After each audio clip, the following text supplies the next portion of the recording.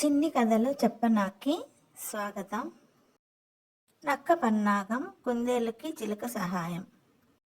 ఒక అందమైన అడవిలో కుందేలు ఒక చిలుక స్నేహంగా ఉండేవి.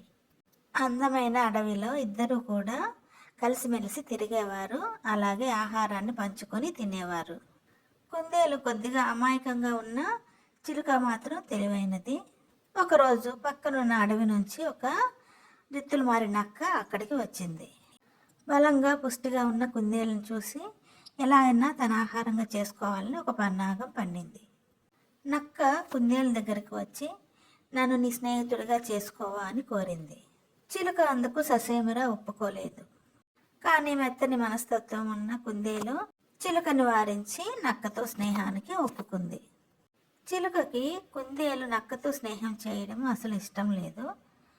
నక్క వైఖరి అనుమానంగా అనిపించింది చిలుకకి.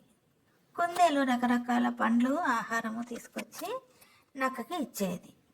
నక్క కూడా స్నేహాన్ని నటిస్తూ కుందేలుకి పండ్లు కూరగాయలు ఇవ్వసాగింది.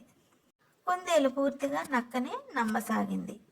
అయితే చిలుక మాత్రం అనుమానంతో గమనిస్తూ ఉండేది నక్కని. ఒకరోజు జిత్తులు మారి నక్క ముందుగా వేసుకున్న పథకం ప్రకారము కుందేలు దగ్గరికి వచ్చి నీకు మంచి ఆహారం చూపిస్తాను రా మిత్రం అంటూ తీసుకొని వెళ్ళింది. చిలుక పైనుంచి ఇది గమనిస్తూనే ఉంది. కుందేలుని ముందే గడ్డి ఆకులు కప్పి ఉంచిన ఒక గుంత దగ్గరికి తీసుకొని వెళ్ళసాగింది నక్క. కుందేలు పిల్లని ఆ గుంతలో పడేనట్టుగా చేద్దామని నక్క ఉద్దేశము. తర్వాత మెల్లగా కుందేలుని ఆహారంగా తీసుకోవాలని అనుకుంది నక్క. కానీ చిలుక ఈ విషయాన్ని ముందుగానే పసిగట్టి కుందేలు అటువైపు వెళ్లకుండా వెళ్ళిపో అక్కడ ప్రమాదం పొంచి ఉంది అని హెచ్చరించసాగింది కుందేలుకి. కుందేలు కోతిలో పడబోతూ చిలుక హెచ్చరికలు విని ఆగిపోయింది. తనను తాను రక్షించుకోగలిగింది. తనని ప్రమాదం నుంచి రక్షించిన చిలుకని గట్టిగా వాటేసుకుని కృతజ్ఞత చెప్పింది కుందేలు. తన హితవు కోరిన స్నేహితుడిని మర్చిపోయి జిత్తులు మారి నక్కని నమ్మినందుకు క్షమాపణలు అడిగింది కుందేలు చిలకమ్మని. చిలకమ్మ ముందుగానే హెచ్చరించి చెప్పి ఉంచిన జంతువులు చెట్ల మాట నుంచి బయటకు వచ్చి నక్కని వెళ్ళగొట్టాయి. అక్కడి నుంచి నక్క బ్రతుకు జీవుడు అనుకుంటూ అక్కడి నుంచి పారిపోయి మళ్ళీ ఎక్కడి నుంచి వచ్చిందో అడవికి వెళ్ళిపోయింది.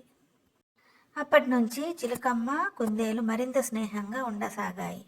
అడవిలోని జంతువులు పక్షులన్నీ కూడా వాళ్ళిద్దరి స్నేహాన్ని మెచ్చుకోసాగాయి. మన హితవు కోరే నిజమైన స్నేహితుల మాట తప్పకుండా వినాలని దీని అర్థం.